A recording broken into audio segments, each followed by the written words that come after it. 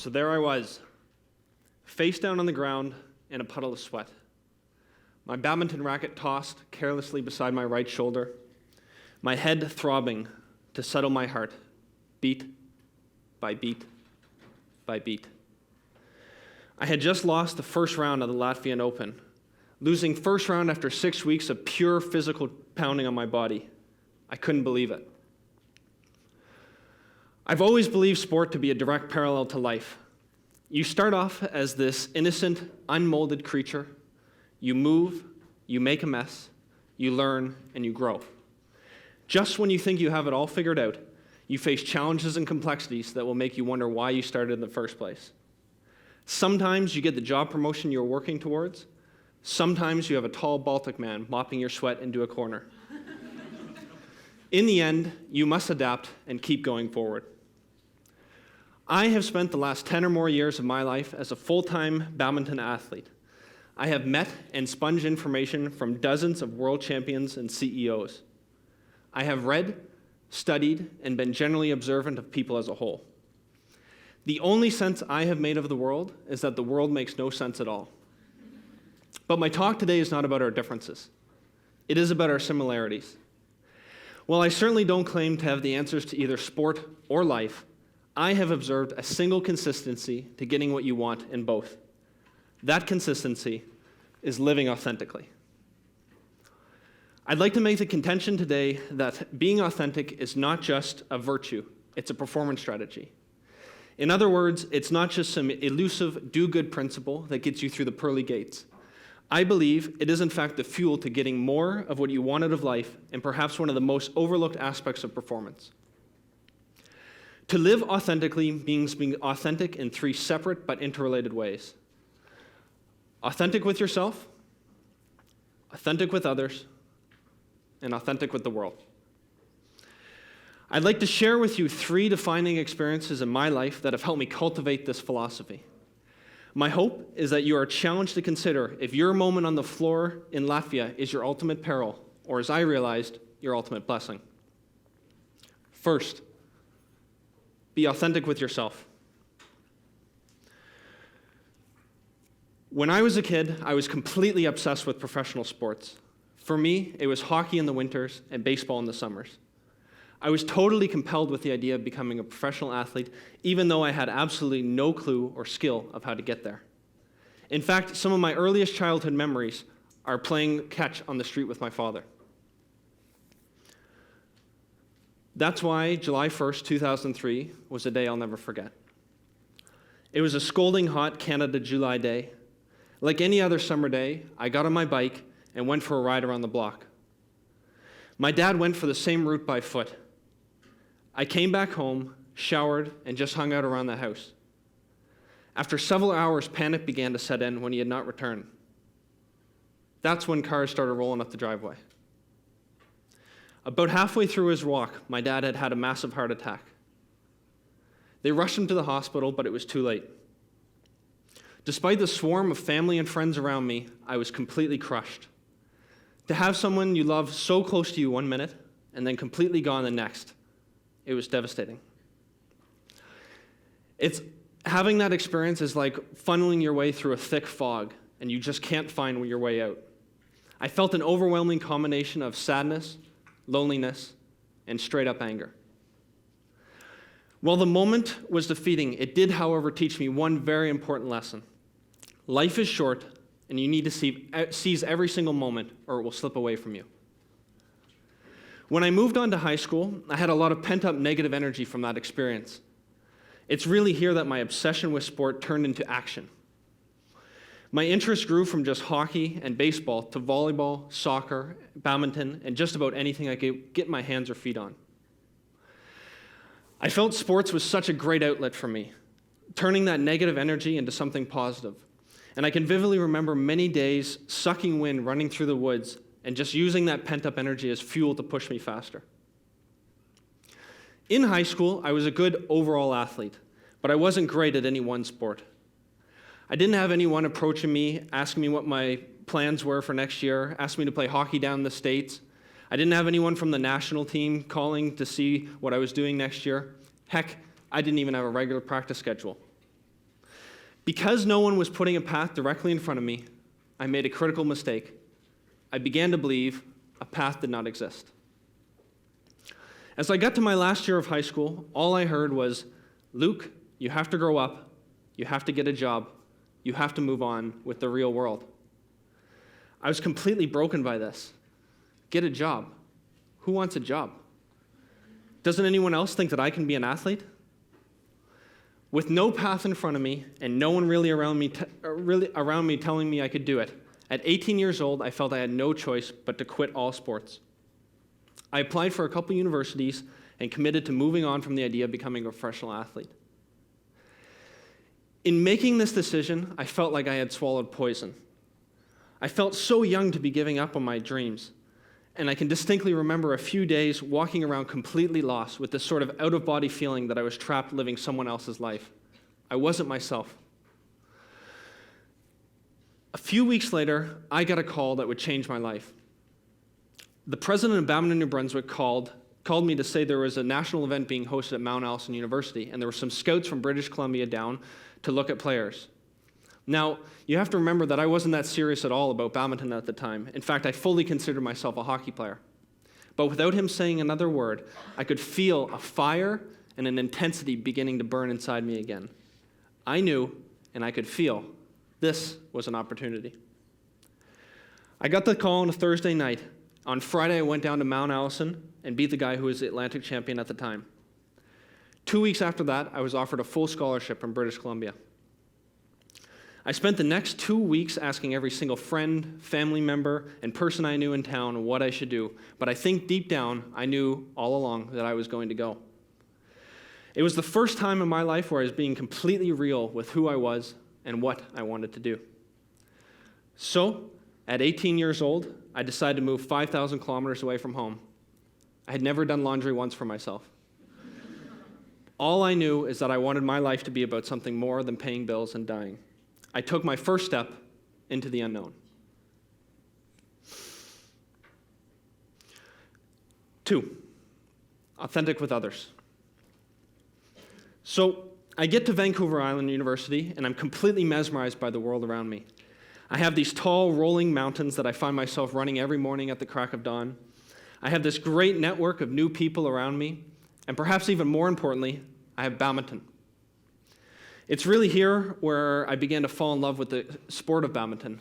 I was exposed to a much higher level than I had ever seen before, and I just fell in love with the skill and pure athleticism of these elite athletes. It was like nothing I had ever seen before.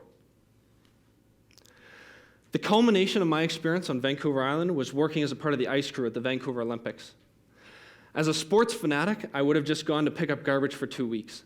So needless to say, I was pleasantly surprised to get an email inviting me to be on the ice crew of one of the world's biggest events. And most people don't believe me when I show them this, so I need to show them this.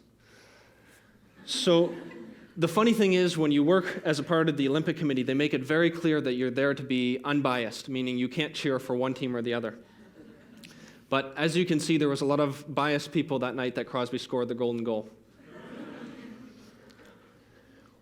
Working as a volunteer at the Olympics was an incredible experience. It was amazing to feel the energy of so many people in Vancouver. People of all different races and backgrounds sharing in the joy of sport and just getting along.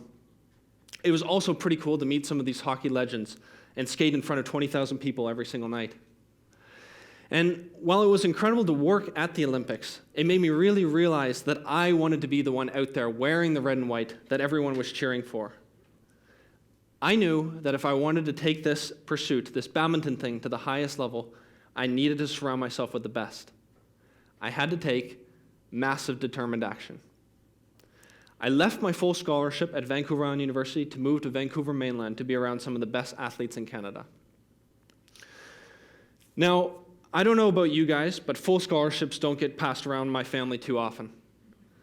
So this was a really big deal. I went from living a fairly comfortable university life to being completely broke in a matter of weeks. I slept on the floor of a one-bedroom apartment with 2 other people. And every time there was an entire family living above us. And I don't know if they were professional wrestlers or Highland dancers, but either way, they were training hard in both based on the stomping. Our house would shake and glasses would fall every time an airplane would go over because we were so close to the airport. Even though I was dead broke, I was sparring with some of the best players in Canada, and my level slowly began to improve. With the support of the coaching staff there, I started winning a few matches at national tournaments. 2 of my coaches saw that I was working hard and recommended that to take this pursuit to the highest level, I should consider moving abroad. I once again knew this was an opportunity. I couldn't give it up. They helped me arrange a playing contract, and without thinking twice, I booked a one-way flight to the badminton mecca of Denmark. My odyssey into the unknown was to continue. In Denmark, I ate, slept, and breathed badminton for 2 years. If I wasn't training, I was biking to training. If I wasn't biking, I was talking to others or watching video about training. Even though I was thousands of miles from home, I felt comforted and at peace being around some of the best players and coaches in the world who were on the same mission as I was. In my second year in Denmark, my level was still not very high, but I felt my training was going awesome. I was improving at an exceptional rate, I was edging closer and closer to some breakthrough wins, and most importantly, I felt I had learned a process to succeed in the long term. At the same time, however, some friends and family seemed to become even more skeptical. It was almost as if I was doing something so completely different that people couldn't comprehend it. People started offering me different solutions and opportunities to get out of full-time badminton with no real awareness or even asking why I wanted to do this in the first place. Now, I will be the first to admit that what I was doing was neither the safe nor secure path. I mean, I was a tall, skinny white kid from St. John, New Brunswick, starting full-time training at age 20, trying to make it in an Asian-dominated sport which was historically controlled by a giant machine of major training centers and expensive country clubs. In fact, looking back, I'm not sure I could have chosen a more difficult pursuit. Sitting in my room in Denmark, I had my finger on the Air Canada button, ready to book a flight back home and quit. I pulled away with the simple hope that I had a chance to get better and move towards my goal the next day. This brings me to Latvia, face down on the ground and a puddle of sweat. As I laid there after my first round loss, I thought about those people edging me to take another path. I thought about how risk is really a matter of perception. While some people might think what I was doing was crazy, to me the only crazy thing would be to spend a life not doing the things you want to do. I thought, what a blessing it was that I get to move my body every single day, that I get to train and learn from some of the best in the world, and that I get to be here in Latvia. After all, it wasn't so long ago that I would have considered myself a hockey player.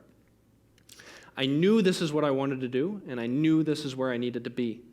I respectfully declined others' invitation to take a more simpler path and became even more forged in my path to pursue badminton. 3, be authentic with the world. From that moment on, my badminton began to improve drastically. I began to have more wins on a national stage, and over time, I have had the privileged opportunity of wearing the red and white with Team Canada on several occasions. Upon moving back to Canada, RBC offered me into their RBC Olympians program, so for the last 4 or 5 years, I've been able to share my story and my journey with schools and business groups throughout Atlantic Canada. This year, I have been sidelined with a back issue. Now, for a guy that's used to training twice a day, it has been beyond frustrating to not be out there training as much. But it has really helped me sit back and look at these things with a wider perspective. I think that being authentic with myself and others really helped me start and stay on the path, especially in face of some pretty uncomfortable situations. But as I look back over the years, I've realized that my best performances have always come on days when I was being completely authentic with the world. What I mean by this is being completely authentic with my strengths, weaknesses, who I am as a person, and what I want to achieve. I can't tell you how many times I have gotten off the badminton court to confused looks from friends and teammates, shocked that I could beat someone ranked so much higher or with a more polished game. Now, I have worked every single day for many years to improve my game, but at the end of the day, when you get to your performance, you have to play with the hand you're dealt. My hand is being born in a small city in Canada and starting the sport from a late age. Sometimes that has meant playing simple and smart. Sometimes that has meant playing scrappy and fighting for every inch on court. In my experience, the greatest performances are a reflection of your innermost nature, those raw seeds that make you, you. The best athletes, artists, and performers are masters of being in touch with that instinct and using it to their advantage. In fact, you can tell a lot about someone by how they perform. Next time you watch a high-level performer, pay close attention to their actions and expressions. Without ever meeting the person, you can pretty much tell what kind of person they are. I think this is an important observation and one that is often overlooked. In the world of sport development, we are often focused on the science and mechanics of development, following very specific protocols and using data to mold our athletes. Much more rarely are we in touch with who they are as people, how they are feeling, and what their unique capabilities really are. I would say this is fairly representative of society as a whole. I mean, school takes up the majority of our lives when we are young. We follow very specific course outlines. We try to meet provincial and national standards and hope to sneak in a good GPA. But how much time do we really spend investigating ourselves, writing out and plotting our life goals, exploring different forms of intelligences and testing who we think we are and if we should even be in school in the first place? The point I am trying to make here is that your optimal state of performance is reflective of who you are as a person. This applies not just to sports and education, but to just about every aspect of life. Businesses that succeed are ones that have a deep understanding of what they do well, what they don't do well, and the unique value they bring to customers. Relationships that succeed are ones built on a foundation of trust and honesty. The key, then, to getting the most out of these different aspects of life is to first spend the time figuring out who you are and what you want, and secondly, having the courage to follow it along the path. The people that I know who found that unique ability and stuck with it are the ones I see living exciting and fulfilling lives several years later. I believe living authentically gets you more of what you want out of your relationships, your finances, your career, and just about every aspect of life. It allows you to live your unique capability and get more out of your time on this planet. Perhaps even more importantly, it allows you to connect with your innermost nature and create change in the world around you. But it all starts with taking that first step into the unknown. So in conclusion, who can you be authentic with today? Yourself, someone else, or the world? Thank you.